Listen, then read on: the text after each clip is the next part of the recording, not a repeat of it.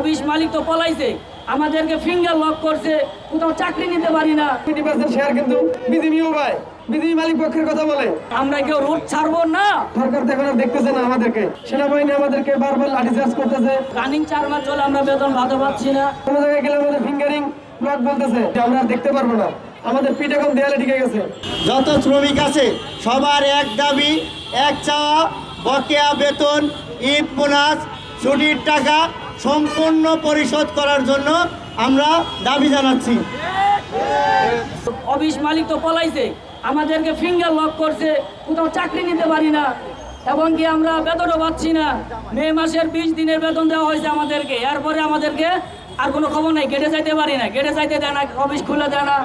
এখন আমরা কি করব? 4 মাস যাবৎ আমরা রানিং 4 মাস চলে আমরা বেতন ভাতা পাচ্ছি না, যার কারণে আমরা বাধ্যতা হয়ে ঢাকার অবস্থান নিয়েছি। আমাদের দাবি পূরণ না হওয়া পর্যন্ত আমরা কেউ রোড ছাড়বো না, কেউ ছাড়বো না। তখন আমাদের দাবি পূরণ করতে হবে। আমাদের বকেয়া বেতন,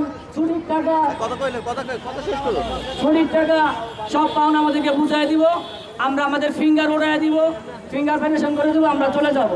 আমরা কোনো কিছু করবো না, আমরা এখানে সুস্থ স্বাভাবিকভাবে করতে পারছি। আমরা সুস্থ স্বাভাবিক মাঝে দাবি দেবো, মাইনা নিয়ে ফিরে যাব, এটাই আমার প্রত্যাশা। আমাদের পাওনা দানা দাবি আদায়ের জন্য আমরা সরকারের কাছে বিনীতভাবে আবেদন যে আমাদের এই বিষয়টা তার চোখে দৃষ্টি দিয়ে দেখেন যে আমরা যে কি রাস্তায় আজকে কি বেহাল অবস্থায় আছি। ব্যাংকিং এর যে কোনো প্রয়োজনে কল করুন আল আরাফা ইসলামী ব্যাংকের 1643 নম্বরে। আমাদের পাওনা দানা মিটিয়ে দেওয়ার জন্য সরকারের কাছে বিনীতভাবে অনুরোধ এবং উপদেষ্টা মহোদয়ের কাছে তাদের দৃষ্টি আকর্ষণ করে বলতেছি যে আমরা এভাবে রাস্তায় রাস্তায় দিন দিন যাচ্ছি, ঘুরছি, কেউ কোনো সমাধান দিচ্ছে না। সেনাবাহিনী আমাদেরকে বারবার লাঠিচার্জ করতেছে, কোনো প্রশাসন আমাদেরকে কিছু সাহায্য করতেছে না। তারা বলতেছে সরকার দেখবে, সরকার দেখবে, সরকার তো এখন আর দেখতেছে না আমাদেরকে। আমরা এখন না খেয়ে রাস্তায় দিন যাপন করতেছি। আজকে আমরা এই প্রেস ক্লাবের সামনে যে মানববন্ধন ডেকেছি, তা সরকারের দৃষ্টি আকর্ষণ করে বিষয়টা বিবেচনা করতে বলতেছি যে আমরা এখন এই মানবতার জীবন থেকে মুক্তি চাই। আমরা কোথাও গেলে চাকরি পাই না, কোনো জায়গায় গেলে আমাদের ফিঙ্গারিং ব্লক বলতেছে যে আমরা সমাধান করে তারপরে আসেন।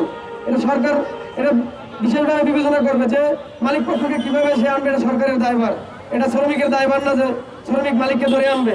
সরকার দেখবে, কারণ বিজিবি দেখবে, কলকারখানা দেখবে, শ্রম ভবন দেখবে, কারণ বিজিবি কোম্পানি থেকে টাকা নিচ্ছে দেখে এটা 20% শেয়ার কিন্তু বিজিবিও পায়। বিজিবি ছাড়া কি ফ্যাক্টরি চলে? বিজিবি আওতাধীন, বিজিবি মালিক পক্ষের কথা বলে, সবাই দায়ী। এখানে শ্রমিক দায়ী না যে আমরা রাস্তায় মানবতার জীবনযাপন করব। তার জন্য সরকার বিবেচনা করবে যে আমরা কোথায় যাব, কি করব। আমরা এখন আজকে প্রেস ক্লাবের সামনে আছি, আমরা এখানে মানবতার জীবন যাপন চাই না, আমরা সুষ্ঠুভাবে বাঁচতে চাই। সরকারের কাছে বিশেষভাবে আবেদন জানাচ্ছি যে আপনি এটা দৃষ্টি আকর্ষণ করেন যে মালিক পক্ষকে কিভাবে আপনারা ধরে আনবেন। আমাদের দাবি দেওয়া যতক্ষণ আমরা না পাবো ততক্ষণ আমরা এই রাস্তায় থাকবো। আপনি এটা দেখবেন যে আমরা কি করতে পারি। আমরা শাহবাগে আছি, আমরা আজকে 3 মাস পরে আমরা সেনাবাহিনীকে জানাচ্ছি, কলকারখানায় জানাচ্ছি, বিজিবিকে জানাচ্ছি, তারা শুধু নোটিশের আকারেই জানাচ্ছে আমাদেরকে যে আমরা দেখতেছি, আমরা আর দেখতে পারবো না, আমাদের পিঠ এখন দেয়ালে ঢুকে গেছে, হুঁশিয়ারি দিয়ে বলে দিয়েছে।